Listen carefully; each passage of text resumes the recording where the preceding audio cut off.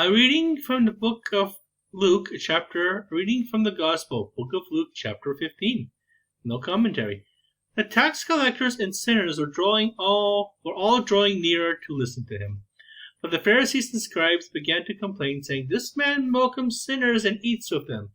So to them he addressed this parable. What man among you, having 100 sheep and losing one of them, would not leave the 99 in the desert and go after the lost one until he finds it? And when he does find it, he sets it on his shoulders with great joy. And upon his arrival home, he calls together his friends and neighbors and says to them, "Rejoice with me, because I have found my lost sheep." I tell you, it is just the same way here. There'll be more joy in heaven over one sinner who repents than over 99 righteous people who have no need of repentance. Or what woman having 10 coins and losing one would not light a lamp and sweep the house, searching carefully until she finds it? And when she does find it, she calls together her lost friends and neighbors and says to them, "Rejoice with me, for I have found the coin that I have lost." It's just the same way, I tell you. There will be rejoicing amongst the angels of God over one sinner who repents. Then he says, "A man has 2 sons, and the younger son said to his father, 'Father, give me my share of your estates that should come to me.' So the father divided the property between them. In a few days, the younger son collected all his belongings and set off to a distant country, where he squandered his entire inheritance on the life of dispensation. When he had freely spent everything, a severe famine struck the country, and he found himself in dire need. So he hired himself to one of the local citizens, who sent him to his farm to tend to the swine. And he longed to eat his fill of the pods in which the swine fed, but nobody gave him any.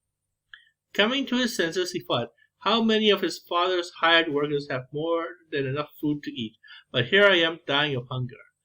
I shall get up and go to my father and say to him, 'Father, I have sinned against heaven and against you. I no longer deserve to be called your son. Treat me as you would treat one of your hired workers.' So he got up and went back to his father. While he was still a long way off, his father caught sight of him and was filled with compassion. He ran to his son, embraced him, and kissed him. His son said to him, 'Father, I have sinned against you. I have sinned against heaven and against you. I no longer deserve to be called your son.' But his father ordered his servants quickly,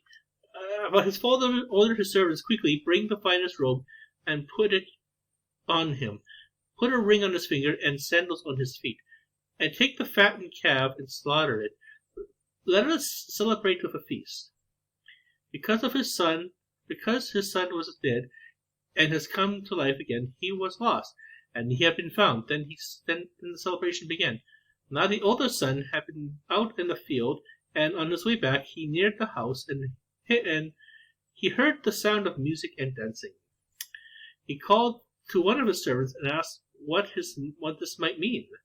The father said to him, "Your brother has returned, and your father slaughtered all the fattened calf because he has him back safe and sound." He became angry and refused to enter the house. His father came out and pleaded with him.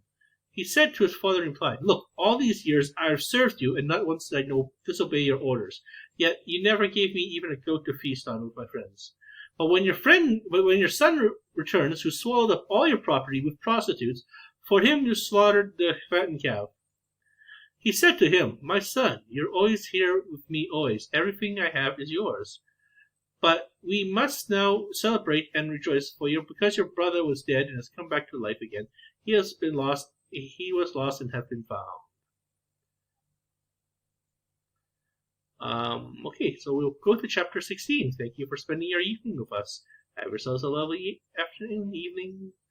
God bless.